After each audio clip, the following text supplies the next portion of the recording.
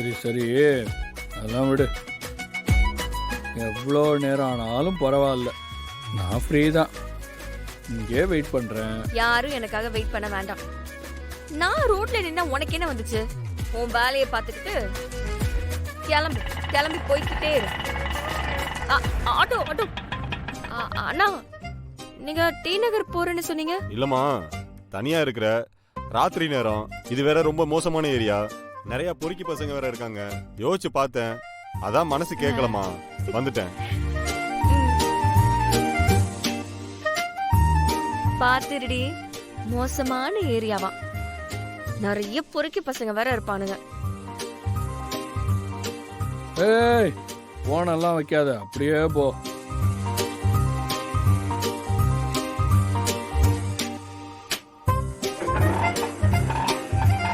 அண்ணே, நீங்க சீக்கிரம் போங்கண்ணே. சரிம்மா.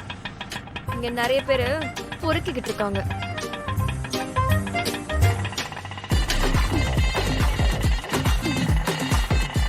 தம்பி முதலாளிய பார்த்து கேக்குற கேள்வியா இது? எல்லாம் இவ்வளவு சொல்லணும்? அட விடுமா. அடேங்கப்பா, உங்க உலக மகா அக்கறைக்கு ரொம்ப ரொம்ப நன்றி. அக்கா, உங்களுக்கு விஷயமே தெரியாதா? என்ன? இன்னையில இருந்து உங்க யாருக்கும் இந்த கடையில வேலை இல்ல. ஏன்னா இந்த கடைய வித்தாச்சு.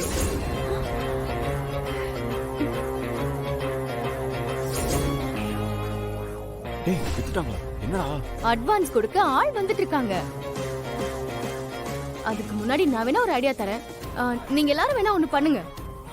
அவங்க கால்ல விழுந்து கெஞ்சி கேளுங்க, திரும்ப இந்த கடையில வேலை கிடைக்குமான்னு பாருங்க. புரியுதா? என்னடா கண்மணி அக்கா, என்ன அப்படி நான் பயந்து ஓடிடுவேன்னு நினைச்சீங்களா? ஓட மாட்டேன், நினைச்சதை முடிச்சிட்டு தான் உட்காருவேன்.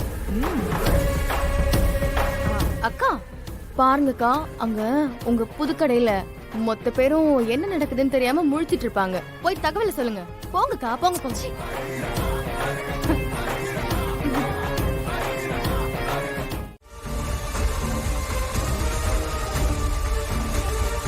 ஏய், எல்லாருக்கும் சொன்னது கேட்டுச்சுல்ல? இவங்க தான் கடையை வாங்குறாங்க. இன்னையில இருந்து உங்க யாருக்கும் இங்க வேலை கிடையாது. அவங்க புதுசா ஆளுங்களை வேலைக்கு சேர்த்துடுறாங்களாம். சார், ஒரு சின்ன ரெக்வெஸ்ட். இவங்க யாரையுமே வேலைக்கு வச்சுக்காதீங்க சார். கெஞ்சுவாங்க, அழுவாங்க, கதறுவாங்க, பஞ்சப்பாட்டு கதையெல்லாம் சொல்லி நடிப்பாங்க. நீங்க எதையுமே காதுல வாங்காதீங்க, எல்லாம் துரோகிங்க.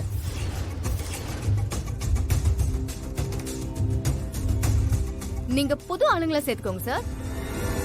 ராமச்சந்திரா, ரொம்ப வலிக்குதோ? இப்படித்தானே ஒரு காலத்துல எங்களுக்கும் வலிச்சிருக்கோம்.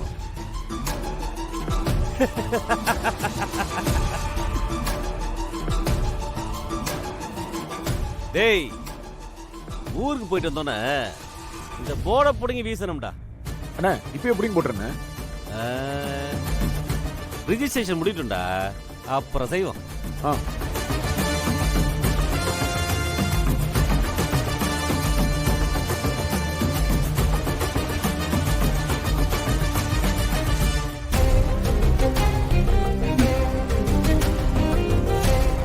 மம்மி, நம்ம நினைச்சது எல்லாமே நடந்துச்சு பாரு.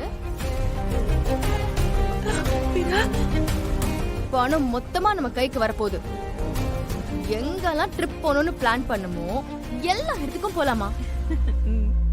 ஏன்னா இந்த காவேரி டெக்ஸ்டைல்ஸோட கதை க்ளோஸ்.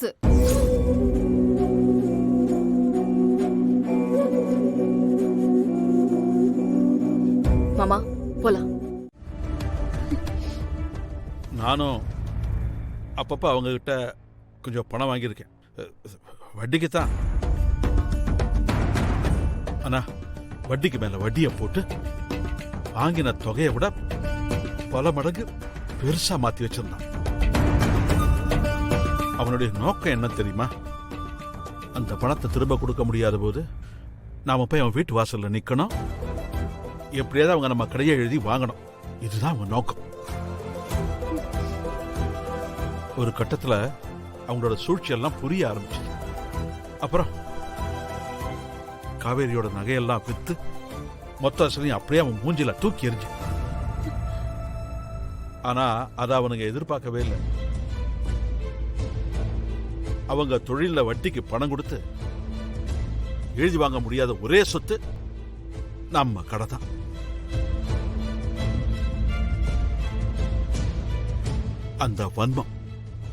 அந்த வன்மம் அவனுக்கு இன்னும் இருக்கு. அப்பல இருந்தே அவன் மனசுக்குள்ள ஊறி போச்சு. அதான் அந்த பழியை தீர்த்துக்கிறதுக்காக இன்னைக்கு வந்திருக்கான். போலீஸ் சட்டம் அதெல்லாம் நீ வேறடா டே, எல்லா இடத்துலயும் பணத்தை கொடுத்து அடைச்சிடுவானுங்க. அப்போ என்னப்பா பண்றது? இந்த அருக்கு காரக்குடி அங்கே போய் பத்திரத்தை முதல்ல அவங்கள்ட்ட இருந்து மீட்கணும். அதுக்கப்புறம் பழசு புதுசுன்னு நிறைய கொடுக்க வேண்டிய கணக்கு இருக்கு. அது எல்லாத்தையும் மொத்தமாக வட்டியும் அசலுமா சேர்த்து கொடுக்கணும். இது நம்மளோட குடும்பத்தோட கணக்கு மட்டும் இல்லை, அவனுங்களால பாதிக்கப்பட்ட பல குடும்பங்களோட கணக்கு. நம்ம முன்னாடி நின்று தீக்கணும்னு இருக்கு, தீத்துருவோம். தீபாவளி கொண்டாடி ரொம்ப நாள் ஆச்சுல வீரா, பட்டாசை கொளுத்தி செலிப்ரேட் பண்ணிடுவோமா? ஓ நான் ஏன் நான் கவலைப்படுற? கேட்டல்ல, மாற இறங்கிட்டான். நம்ம பத்திரம் நம்ம கைக்கு வந்த மாதிரி. நீ தைரியமா இருந்தா